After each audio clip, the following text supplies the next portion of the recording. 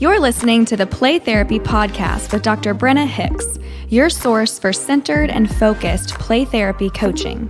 Hi, I'm Dr. Brenna Hicks, the Kid Counselor. This is the Play Therapy Podcast where you get a masterclass in child-centered play therapy and practical support and application for your work with children and their families.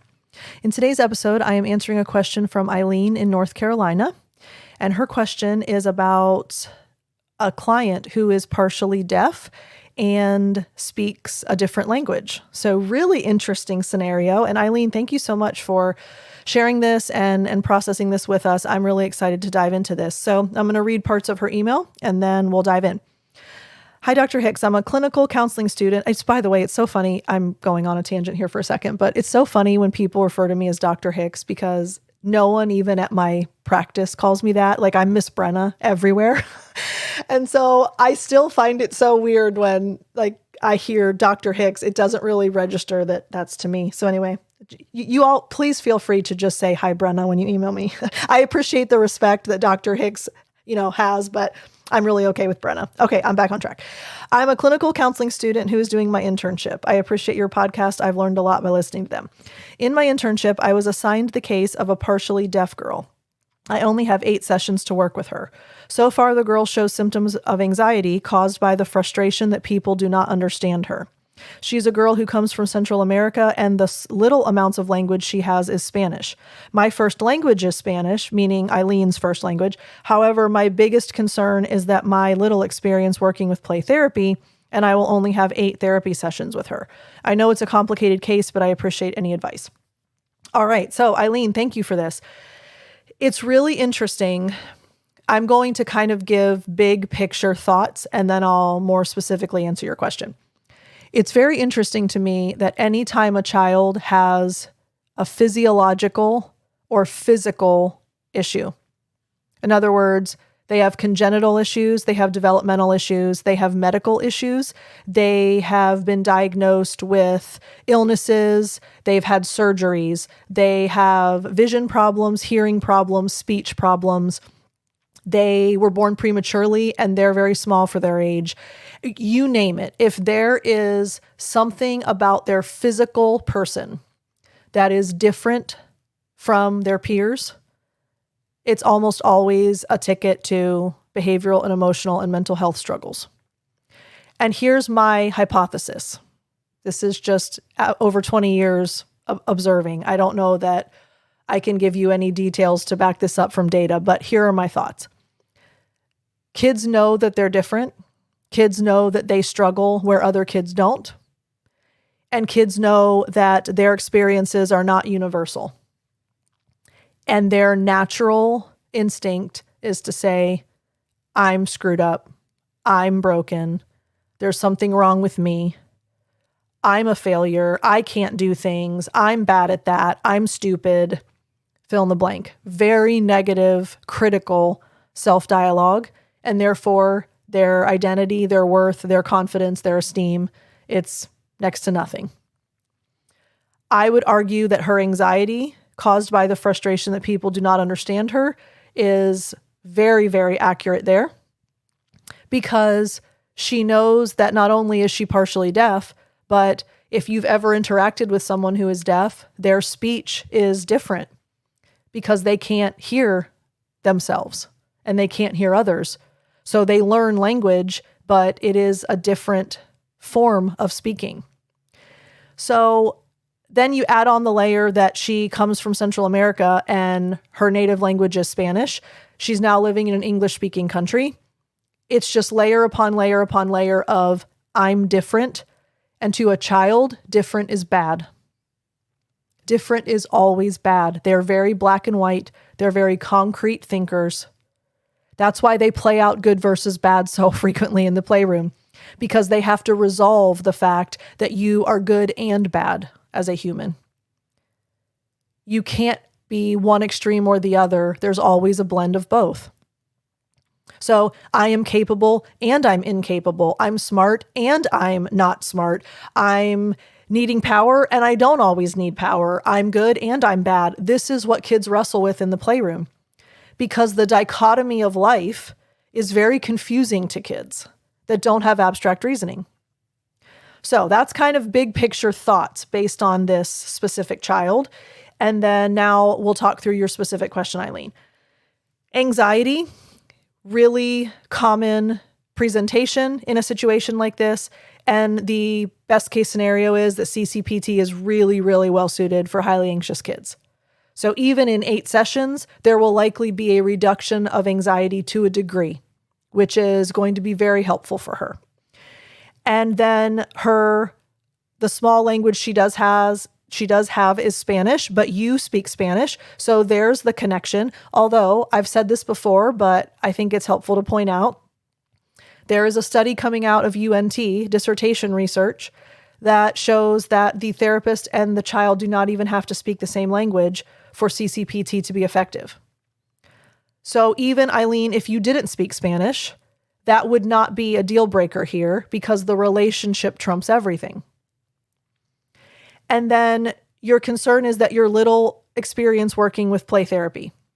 Well, if you express the be with attitudes, if you say you can play with all the toys in most of the ways that you'd like, in Spanish, of course. I was going to say in Spanish, and then I'm like, the rest of my audience will have no idea what I'm saying. So you can play with all the toys in most of the ways that you'd like.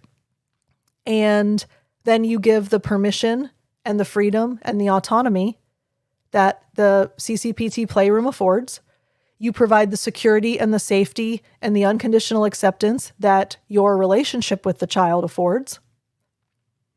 And even in only 8 sessions, that child will experience something that she likely has never experienced before, which is, I'm completely at peace.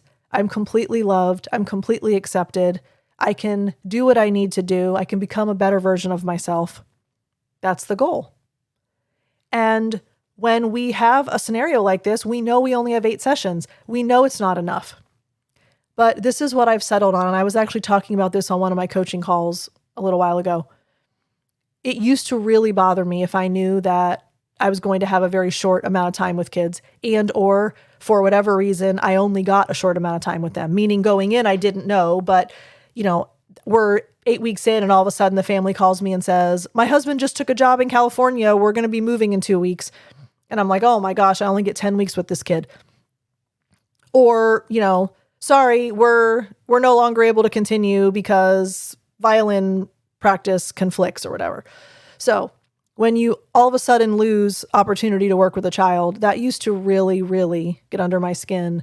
Not that I was angry, just that I felt so bad that that child did not get to have the full amount of sessions that we know are usually needed. But here's an encouragement to Ailene and to all of you. I have often reframed that for myself and said, even if I only had 1 hour with that child, it was a gift to me. It was a gift to the child. And it was a gift that I hope that that child will carry with them. Man, this one time I went to this playroom and I was with this lady and it was so much fun and I got to do whatever I wanted. And she was so loving and she was so understanding and she understood how I felt and she gave me choices and she encouraged me. Now, is she going to use those words? No. But there is an experience of a child being in a child-centered playroom with a child-centered play therapist. And so even only 8 sessions, that is a gift to her. And it allows her to start to work on some of the things that she needs to work on. Will she address all of them to their end? No. But she'll address what she needs to a degree. And she will be better for it. I might argue, I'm kind of now not answering your question anymore. I'm kind of just talking out loud. I might argue to your internship site I don't really know what the scenario is. I'm not sure if it's a private practice or an agency or an organization, or I don't really know what the structure is. But I might argue for more sessions. I might see if mom or dad or caregiver is willing to continue to bring her to you and use insurance or pay out of pocket, or I don't really know what the options are, but you can only be told no. It never hurts to ask.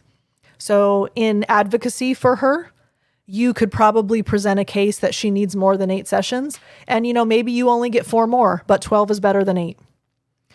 So that's just my thought. I would advocate for more and see what can happen there. Maybe you could get a grant. Maybe someone could sponsor her. Maybe the local community, I don't know what the acronym is, but it's like the American Association for Deaf and Hard of Hearing or whatever. I don't know what the acronym is and what the association is called, but see if there's a local branch and someone could, provide the funds to allow her to continue to have services. You can think outside the box and see what you can make happen to give her some more sessions. And that is true for all of us. I'm kind of, I guess, pep talking right now, but don't ever take no for an answer at first go. So someone says, you can only do this, or you're not allowed to do this, or, this is not going to be okay and you're going to have to do this. While we respect authority and we understand that there's a hierarchy where we are, unless we run our own business, I think that our job requires us to advocate, even if it goes against what we've been told. And if the answer is still no, and you've tried everything that you can think of, then you go home and you go to bed and you know that you've done everything you could and it didn't work out how you wanted it. But if you do nothing, you'll never know. So don't let bureaucracy or politics or the hierarchy or you being an intern or you not being licensed or you being new to the field or whatever our hangups are, don't let those get in the way, because we are there and we have one reason, which is to make sure that that child has what she needs. So sometimes we advocate on her behalf, and sometimes that opens doors, and then we're really excited about the possibilities. So there was your pep talk for the day. All right. I love y'all. Ailene, thank you so much for the question. We'll talk again soon. Bye. Thank you for listening to the Play Therapy Podcast with Dr. Brenna Hicks. For more episodes and resources, please go to www.playtherapypodcast.com.